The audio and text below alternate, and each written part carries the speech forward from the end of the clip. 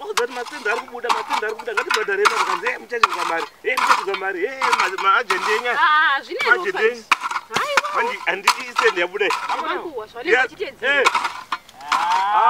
pamnini kanjani murise naguru kumanzwanani kuti tiri kuno ndatosvika pamaitona zvikomana zviripo mauya nacho chimburi ndikatozimanyowani kana atotinaona akuzive kuno aiwa indi akutoziva ndiri ketasi kenyi mukoma ndave nenyaya pane kamera yandiri kuda kwatime technology ndakadanwa naprofet mateo vekubudiriro mateo ari kuita mbiri kuenda ari kubata basa pabudiriro wanapo saka vakati ndieni zotora mavhidhiyo usiku ndikati ndingatadza kuti atora mavhidhiyo usiku saka kamera yakutorera zvinobuda here usiku zvinobuda pane kamera yandakaona iri kwatime technology muharare muya handika saka iyozvizvi mari yacho manje kunotenga kamera iyoyo apa machipiro akaita kamera yacho anotorwadza but kuti ndichiwana mari yekuenda kunotenga kamera iyoyo saka ndatoziva kuti zvandisina mari manje ndikati mukoma zvawana stendi havatadzi unonipa kabasa rekedza nditoenda kwamukoma ndopiwa kabasa ndorova kabasa pedza kabasa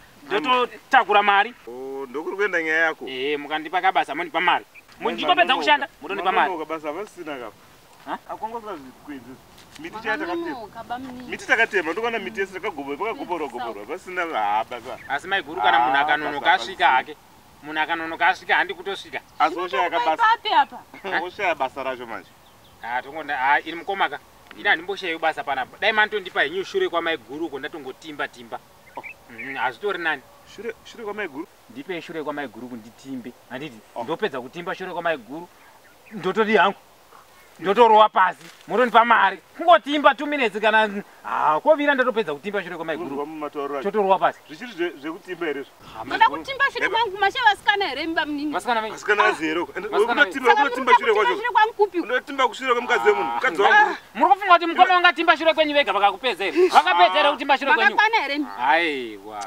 maiguru tikutaura kuti mukoma hapana pawangangotimba pese panapa konzi ndaregera mukoma wachitimba shure kwamaiguru oga ndiripo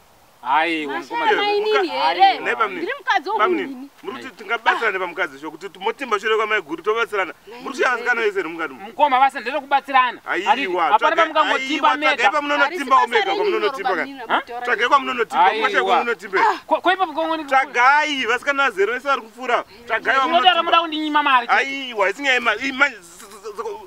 ukatimba ndondipe mari wandipindira bedroom ndokupa mari bedroom Morda timba kushure kwamaiguru. Ndapita zvebedroom ndinoda kutaura zvongotimba shure kwamaiguru chete. Amini kwana mazidzo. Munoda kutimba shure kwangu kupi? Ndati mukoma ndipei nditimbe shure kwamaiguru kwa mukadzi wangu. My wife. Ndokupa mari kuti pamusoro pacho. Mukoma ima musozo zvandokupiwa. Urenda sewe. Muna ndaipire. Kana kutimbiwa mutipe mari. Kodotimba kwa rutaura. Ndipe foshoro. Manje tingaibhadha kwemari izvo. Aiwa pamburi na. Pana kutimbwa pesa. Hapana basa. Ndipe basa. Pana ne basa. Tatara hapana basa. Ndipe basa. Kutimba kuti mari kuti muda kutimba.